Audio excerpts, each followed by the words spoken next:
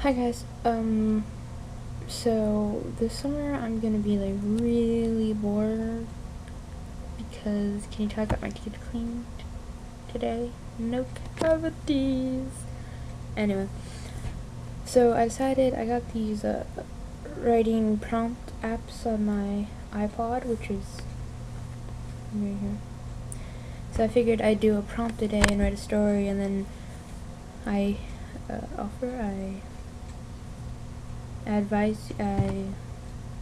welcome you, and I welcome you to join me in doing these prompts and just writing and having fun, because I figured I could just use these as my portfolio for writing colleges, because they usually want like a portfolio of your work, so I'll use these. So today's prompt is: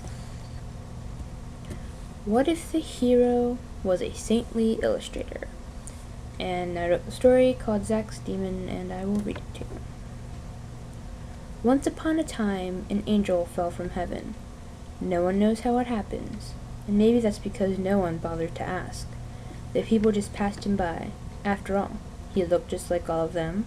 What reason did they have to believe he was any different? They say saints are angels that haven't died yet. He would say saints are angels that are simply living again, falling from heaven to work power on this earth. Maybe falling is the wrong word here. It's more like a mission, a calling. They come down, blend in, and do their best to save the world. This particular saint was a man named Zachariah. Not many people these days are named so instead he simply goes by the name of Zach. Now Zach had a gift, as all saints do, and he was going to use this gift to perform the 3 miracles. Zach could draw. Now his drawings weren't just normal drawings. They could alter reality. Anything he drew would become real. He could draw a park and then put a tree in the middle of it, and then there would be a tree in the middle of the park. He could draw a room and then put a chair in the corner, and then there would be a chair in the corner of the room. He could even draw the sky and add a couple storm clouds, and then there'd be a storm clouds in the sky. That is exactly what he did. The saints do not walk alone on this earth. Yes, there are humans as well, but there are also demons, foul beings that walk the earth looking just as normal as the saints, and they work their evil magic to try and fell the saints. Zach's demon was a man named Hississy.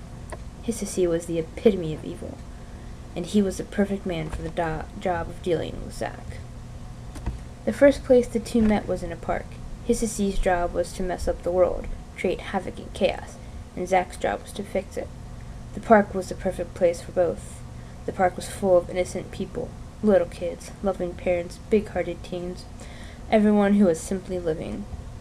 Hissy's first task was going to be the possessing of a child, a little blonde boy with big blue eyes and a cute little face. Zach's first job was to save the child. This was accomplished with his special gift. The setting was the park, and the little boy was playing on the swings, going back and forth, to and fro, just enjoying himself.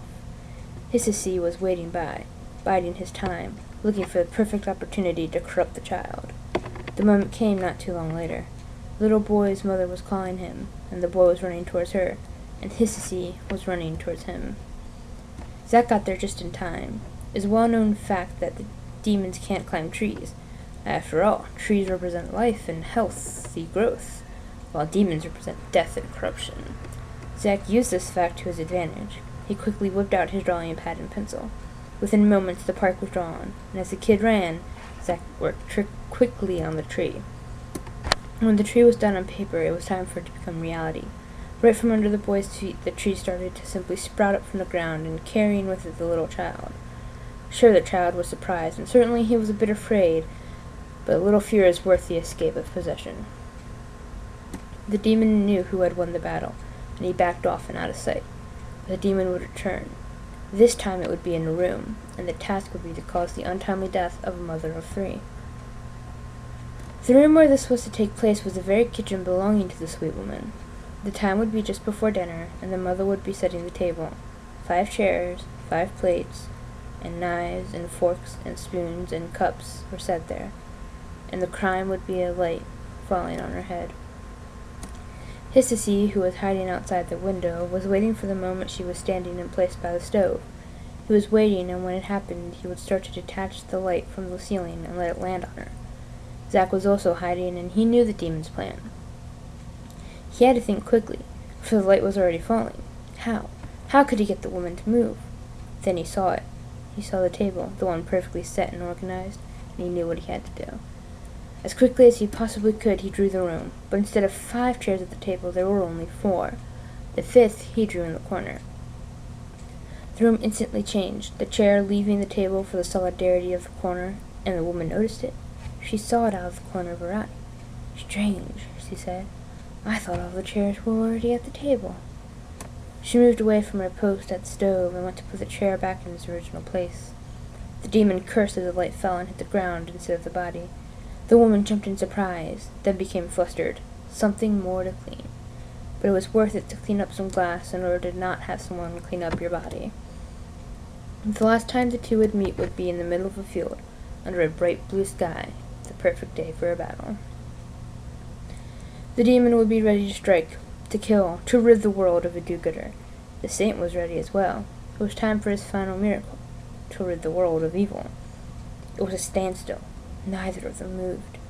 Slowly, Zack got the idea. The perfect way to forever ensure that Hississy would never return. Making no sudden movements, he dragged out his drawing equipment. Hississy watched in confusion as Zack began to draw, as the clouds in the sky began to form, and as the wind began to pick up.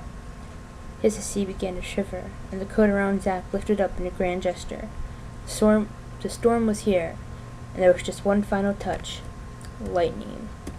The yellow bolt was drawn with force as it came to life right on the demon. Lightning was perfect. It came from above and below, perfectly in between heaven and hell. And what was there? Limbo. Zack knew that no one, not even demons such as Hississy, could escape such a place. The bolt struck Hississy dead on, and dead he was, his mortal body burned to a crisp, his immortal soul being transported to a place he knew he would never leave. Zack's demon was gone, and there was nothing left for him to do, so he slowly ascended back to heaven, where he belonged. That's the story, and if you want, I can explain something to you. Let's see, that's not what I want. Okay, so if you guys want to know why the demon's name was Hississy, I can explain that to you in just a second. Let me finish drawing his name. His name was Hississy. And Hississy is not an alliteration. It's an initialism for here.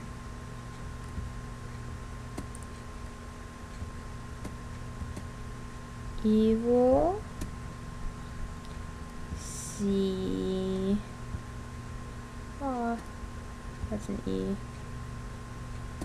See. Evil. And speak evil. Because, you know, the whole hear no evil, see no evil, speak no evil. Well, he's a demon, so he hears evil, sees evil, and speaks evil. So that's why his name is Hississy. And that's just the way I pronounce it. You could call it like Hissessy or he's easy. But Hissessy is just fun to say. Hissessy. Hissessy. Okay guys, I'm gonna go now.